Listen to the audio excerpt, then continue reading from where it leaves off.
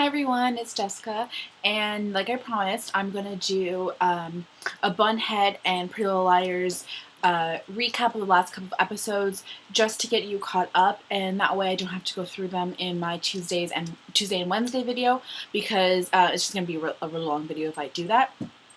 So, Bunheads had 2 episodes, and Pretty Little Liars had 3 episodes. So I'm just going to talk about the shows. I'm going to talk about Bunheads more, because it's a show that not a lot of people probably don't even know about. And then a little bit about Pretty Little Liars and about what has happened and what I think about what has happened, and then what I think is going to happen in the later season. And then on Tuesday and Wednesday, I'll come back and I'll talk about those episodes, and I'll give you more guesses, I guess. Start with Bunheads, and it's a pretty weird but good show. It's the same creators from Gilmore Girls, so it kind of has that kind of comedy, where it's kind of like dry comedy almost. So what happens is there's one girl, and she's a dancer, and she's a little bit older. She's probably like in her 30s, I would guess. Maybe no, I think late 20s. I don't know, either 30s or late 20s. She's an older dancer, and if you are in the late 20s as a dancer, you're pretty much considered old and ready for retirement. In the dance world, you have to be very young to have a dance career, I guess. And so she's in Vegas, and she plays a showgirl, and she has this man who is just like obsessed with her, and they didn't really date at all. And he pretty much asks her to marry him, and moves her and him to his place back in some town called Paradise. So you pretty much know all of this in the promo. I won't give away any spoilers. I won't give away anything that has happened in the first and second episode. So if you do want to watch it, though, I suggest going to watch it before my Tuesday video, because I probably will give away some things that has happened in the past couple episodes. Okay, so first off, it's a dance show. So she goes to a town called Paradise, and she finds out that Hubble, I think his name's Hubble, lives with his mom, and his mom was a dancer and has her own dance studio in the backyard. So she has this building, and it's a full dance studio, and there's dancers, obviously, and the dancers are in high school. It's a young, all the dancers are in high school that are in the dance studio. Now, I was a dancer for 15 years, so a really long time. So I hope that that these dancers won't disappoint me, because a lot of the times, for example, the Lion Game, if everyone has ever watched the Lion Game, what's her name? One of the girls' names, I can't remember what her name is, but she dances in the show. And she's not that great. She's a little bit, I think, too skinny to be a dancer, to be classified as a dancer. Dancers are pretty skinny, and my sister's a dancer as well, and she's pretty skinny. But, I mean, that girl was just skin and bones, and it just looked like she just literally practiced what she was doing, like, that day. So, I hope that this show doesn't disappoint me with the dancing. And from the second episode that I saw, they had a little dance number, and it did not disappoint me. It was really good. They had really good technique, and they had real girls. I think one of the girls is a little bit skinny, but I mean, that's just her. But a couple of the other girls have like real bodies. So I really do like the dancing, and I'm really excited to see what more dancing they do. They usually do ballet. That's their main thing, but I can also see some other things in there as well. And they do point as well, which is another form of ballet. Also, the show is called Bunheads.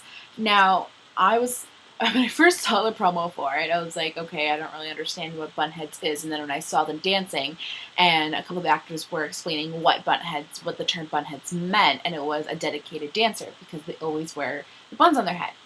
Now, I've been a dancer for 15 years, and I've never, ever heard anyone use the term bunheads. I went to competition in the States even, and no one there used the term bunhead, so it was kind of weird for me. I felt like they just kind of like made it up and kind of used it as an actual dance term.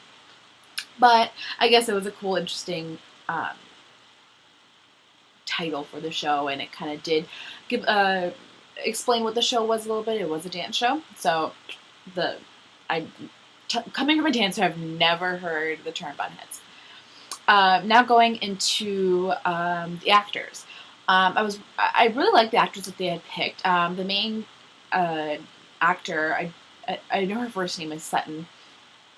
By the way, all these actors are really not well known. I haven't seen any of the high school actors, and I feel like they are actual dancers, and that just came in to act, because I feel like any actor that they would have gotten probably wouldn't have been able to do the technique that they have done in a show.